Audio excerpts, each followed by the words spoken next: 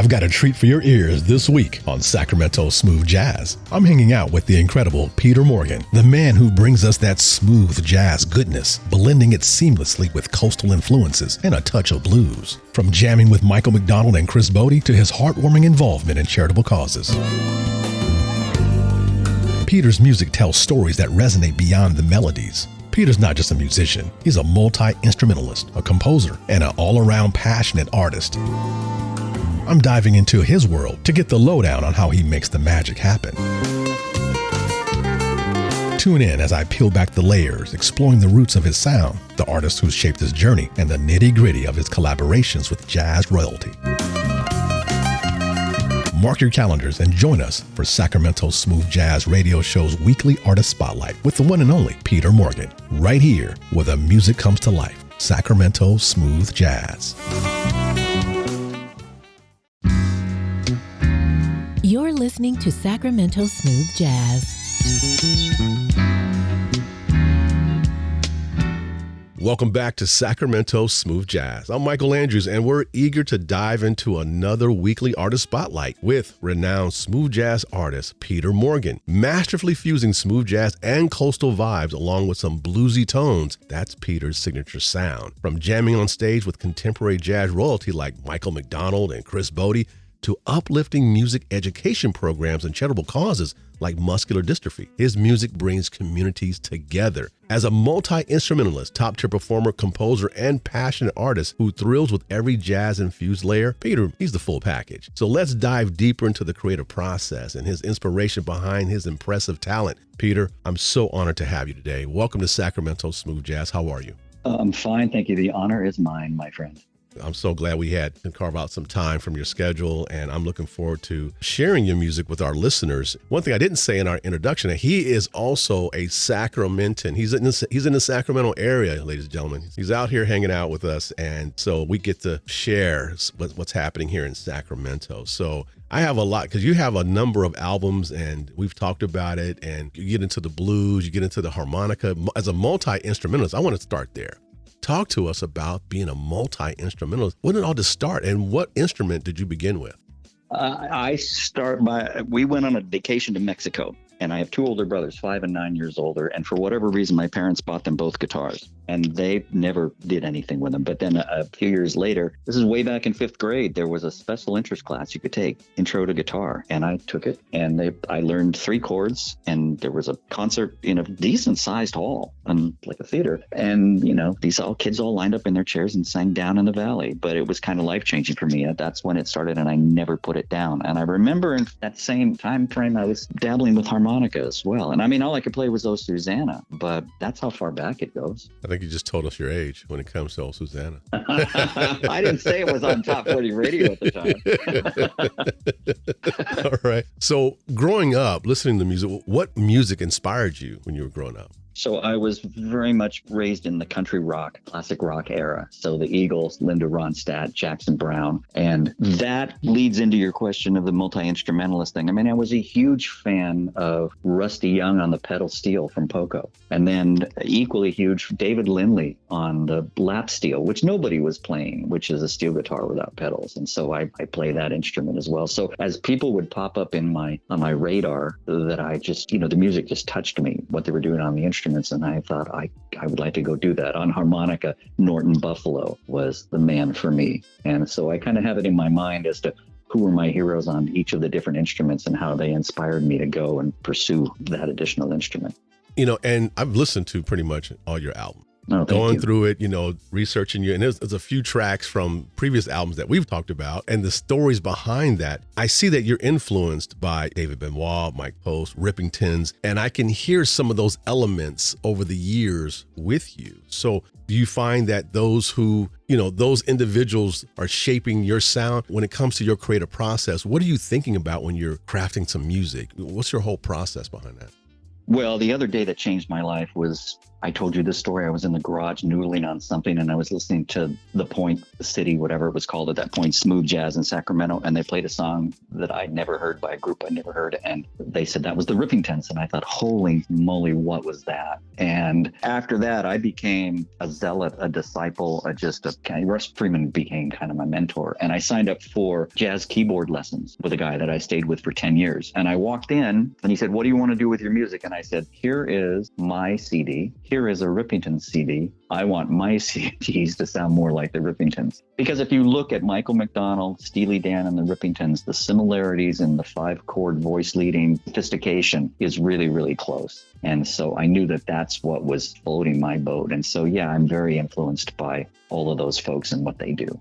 Now, being a multi-instrumentalist, and from what I'm seeing here, you're proficient in over 10 instruments. But who's counting? 10.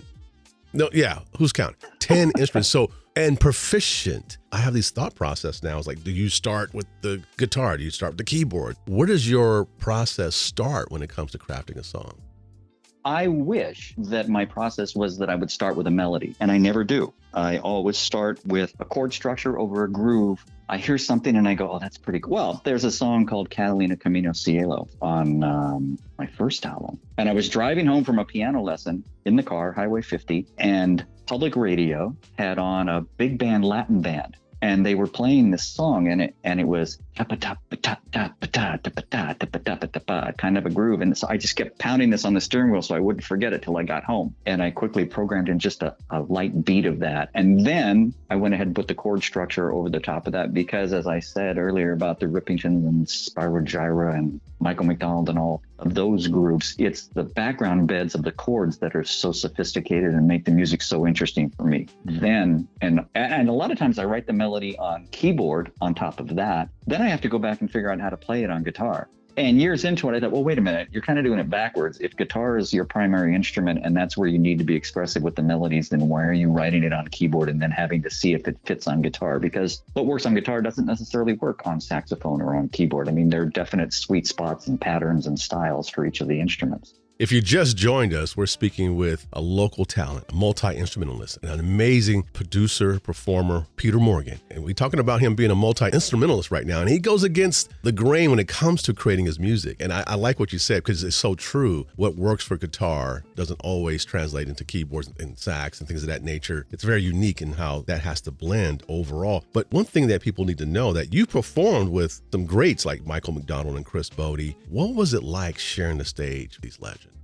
Well, intimidating and you're intimidated. I can imagine. Yeah, no doubt. And I don't. Yeah, it's slightly intimidating, but also there's a feeling of not worthy. These guys they're next level up for sure, if not 2 levels up. The thing I found in the smooth jazz world is they're so gracious. I never ran into anybody with a big ego that would put me down for that I was 1 level down from them or whatever. They're all just musicians, right? They were playing in bars when I was, and they haven't really, they're not rock stars with big egos. So that they made it real easy. And a lot of time I'm hanging out backstage with them before you go on, so you kind of get to know them a little bit. And I try to be really respectful. I mean, I don't ask them for autographs. I'm not starstruck that they would know. And so I just try to friend of mine said, they're just like you and me, man. They're just musicians and they just got bigger breaks. Now, in addition to your music, because you've been doing this for a while now, but you're all about community service. Mm-hmm. So I know that you're supporting very important causes, March of Dimes, things of that nature. How did that begin? What's the driving force behind the muscular dystrophy and the various organizations that you support when it comes to your music? How did that come to be and why is that important to you? So there's 2 flavors to that, and one is music and one is marketing. And on the music side, a lot of those I would be asked to perform for a muscular dystrophy event. And I have 5 criteria that I ask people when they call me, because I get a lot of calls. Will you come and play?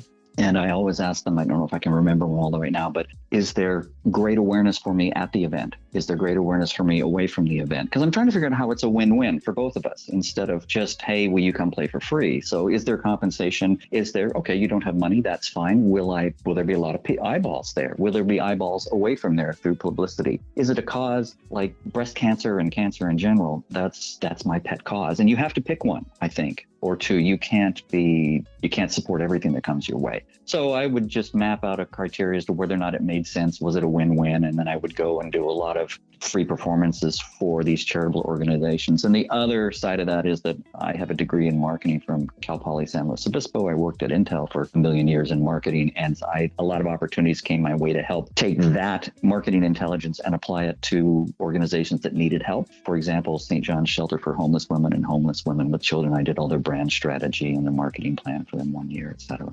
Now, speaking of your marketing experience, I understand that you wrote some things for Sacramento Zoo and other custom songs. You've done some jingles and things of that nature. There was a time when I thought, oh my gosh, I'm going to marry my two passions. I'm going to take my marketing prowess and my music and put it together. And I was just convinced that I was just going to quit corporate America and go write jingles. And the best way to do that is to just do it, because that's how I just, not to be cliche with just do it, but just do it. So I wrote a jingle for the Sacramento Zoo and submitted it to them and produced the thing out. And then I did a few more of those. And that's when it really was fun to marry those two things together. Well, that's amazing. So you have the marketing experience, you're writing jingles for companies and things of that nature. You're involved in community service, multi-instrumentalist. As I indicated in the introduction, yeah, indeed, people need to understand you're the full package. And shared the stage with some great artists. You've been on some major jazz festivals, and you've also had some intimate venues. What is your feeling as it relates to the intimate venues versus the major ones?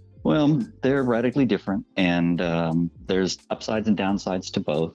The downside to the big one is I don't get nervous about how many I played for 10,000, I played for 1,000. That doesn't matter to me. That doesn't make me nervous. What makes me nervous is the technology, is that you can't hear yourself. Everything's out of your control. And did the sound guy give me enough echo on my voice? Can I hear my guitar? So that side of it is more nerve-wracking for the big shows, for sure. And then I'm not a headliner at the bigger shows, so you get about a 3-minute sound check, and maybe it sounds that way when you go back on, and maybe it doesn't, and you have to get off the stage in about 90 seconds for the next group to start. So it's a different kind of pressure, and the intimate gigs are just all of that in reverse, the antithesis of all that, where it's slower pace, start late, it doesn't matter. But the real big deal is at the intimate venues, I love it because I can have such a rapport with the audience. I can look somebody in the eyes. I can have a conversation with somebody in the audience. I like that aspect. And in the big shows, you don't have that. It's just a one-way. Let's talk about your latest album, 2020. 2020 Vision. Yeah, 2020 Vision. What was the mindset on that? What was your whole thought process, and what was your inspiration? And for the project itself, because I know each track has a different inspiration. And I want our listeners to hear something from that. What was the inspiration behind that project as a whole? So they say that, it was 2020, the year, but that wasn't really the genesis of that name. The 2020 vision hindsight is 2020 is what they say, 2020 being perfect vision. And so this was about it's 2020 and looking back, and I was looking back to sort of the beginning of smooth jazz. And I wanted to do something that was kind of a throwback to probably the album that changed smooth jazz, but certainly did it for me. I think Grover Washington started it all, but going back to Bob James and David Sanborn's album, Double Vision, was a huge inspiration for me. And there's a song called Maputo that we've played for 30 years. I play it every night I play still. It was not as complex of an arrangement as the Rippingtons pieces that I've been trying to emulate and form a style around, but much more of a standard jazz chart. Like in jazz, you have part A, and then you have part B, and then you may play part A again, and then there's a bridge part C. So there's an A, B, A, C, A, B, A kind of an arrangement, if anybody cares about that. And so I was trying to go back to that more simplistic, traditional, early smooth jazz. And so that's the whole 2020 looking back, hindsight vision. And the first song in there, Fade and Fast, exemplifies that whole concept. Nice. Okay. I tell people all the time, I said, listen, if you're going to go online and buy music from artists, I would encourage you to buy the whole album because it takes you on a journey. You're going to have a number of tracks that are played more than others. Get the whole album and listen to it, and go on this journey with the artist, and you'll find that it's really a blessing to see and feel the inside. What's happening with them. And with you explaining it, I think it really just comes alive in a greater way. I do like to ask this following question to a lot of artists. If you can just collaborate or just jam on the stage, with any artist, dead or alive, who would you choose? Oh, it's a long list. I know it is. There was a radio guy way back, I think it was the Eagle, 30 years ago, and I knew him, and he was kind of giving me some career advice. And he said, you need to write a document, and in that document, you need to list who are your influences in all categories. So when a radio person such as today asks you, you can answer, well, this list turned into who's the vocal influence, who's the harmonica influence, who's the guitar influence, the bass influence, percussion, the percussionist from the Rippingtons, Steve Reed, he's the man. So in all these different categories, there are folks like that. But I had a chance to, I haven't played with him yet, but I got a chance to hang out with Jim Messina from Loggins and Messina, Poco, et cetera, for a while. And he was my hero since I was a teenager. So to play with him would be an honor. But Russ Freeman from the Rippingtons, like I said, I have an unhealthy obsession with that group. So he would be at the top of my list. Awesome. Now, when it comes to communicating with you, how can our listeners get in touch with you? How can they find you online? It's super simple. It's petermorgan.com. That is super simple. I was an early shopper. I bought that when before anybody knew what a domain was, and I've had it ever since. And then I have a YouTube channel and Facebook and everything else, but all of the links the easiest thing is to go to petermorgan.com, and at the bottom of the page, you'll find icons that would take you to Instagram and to the YouTube channel and to pretty much everywhere. The YouTube channel I must have 40 videos up there now. And they're just put up a phone on a tripod and film a live performance. And so they're not, some of them are more produced slideshows when I'm promoting a new album or a new track. But a lot of them are just, hey, here's me playing this weekend. And, if you want to know what I really, really sound like, there's no auto-tune, there's no editing. That's a camera on a stand. I love it. Now, let's do this. I always like to end our conversation, our listeners hearing a track that you want them to hear, but also I want you to, give us some background on the track. What's the track about? What was the inspiration on it? Who's on it? If you can say, what do you have for us? Let's take a listen to Snowbound. That's on the new album, 2020 Vision. And I was snowbound.